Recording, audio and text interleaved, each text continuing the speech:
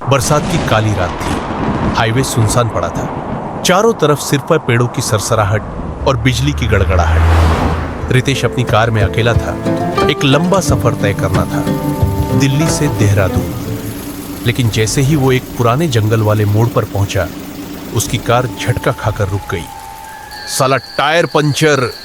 उसने बड़बड़ाते हुए दरवाजा खोला। ठंडी हवा के साथ बारिश की तेज बूंदें उसके चेहरे पर पड़ी। उसने मोबाइल निकाला।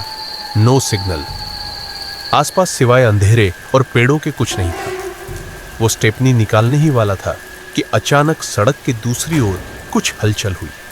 हेडलाइट्स की रोशनी में एक आकृति उभरी। सफेद कपड़ों में लिपटी एक लड़की, भीगी हुई और हाथ में लाल छाता लिए खड़ी। रितेश कुछ पल तक उसे देखता रह गया।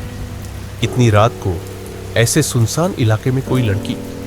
वो पास गया और पूछा, आपको मदद चाहिए? लड़की ने धीरे से सिर उठाया। उसके चेहरे पर एक अजीब सी शांति थी, लेकिन आंखों में गहराई तक फैला सन्नाटा। कहां जा रही हो? रितेश ने पूछा।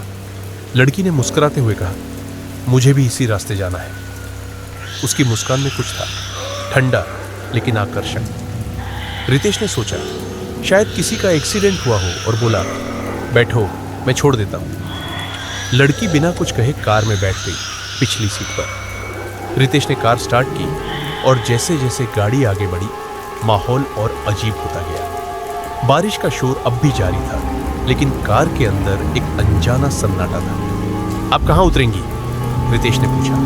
कोई जवाब नहीं। उसने रियर व्यू मिरर में झांका और उसका दिल जोर से धड़क उठा। पिछली सीट खाली थी। उसकी सांसें थम गई। उसने गाड़ी साइड में लगाई और पीछे मुड़कर देखा।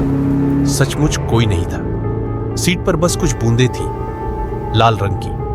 वो डर के मारे बाहर निकला, लेकिन बाहर बारिश अब रुक चुकी थी। सड़क सूनी थी। लाल छाता कुछ दूरी पर पड़ा था, खुला हुआ, लेकिन उसके नीचे कोई नहीं। रितेश कांपते हुए छाते के पास गया। उस पर मिट्टी से लिखा था, मुझे छोड़कर कहां जाओगे? वो पीछे मुड़ा। उसी जगह हेडलाइट की हल्की रोशनी में वही लड़की खड़ी थी। इस बार उसके चेहरे पर मुस्कान नहीं, बस खाली आंखें थीं। तुमने मुझे देखा? उसकी धीमी टूटी आवाज गूंजी। रितेश एक कदम पीछे हटा, पर उसके कदमों की आवाज गीली मिट्टी में डूब गई। अचानक बिजली चमकी और वो गायब हो गई। सिर्फ लाल छाता उड़ता हुआ आसमान में घूम गया और कार के बोनट पर गिरा। रितेश ने किसी तरह कार स्टार्ट की और भागा, लेकिन जैसे ही उसने शीशे में देखा, उसका खून जम गया। पिछली सीट पर वही लड़की बैठी थी, बालों से पानी टपकता हुआ और होठों पर वही ठंडी मुस्कान। वो धीरे से बोली, कहा था ना, मुझे भी इसी रास्ते जाना है।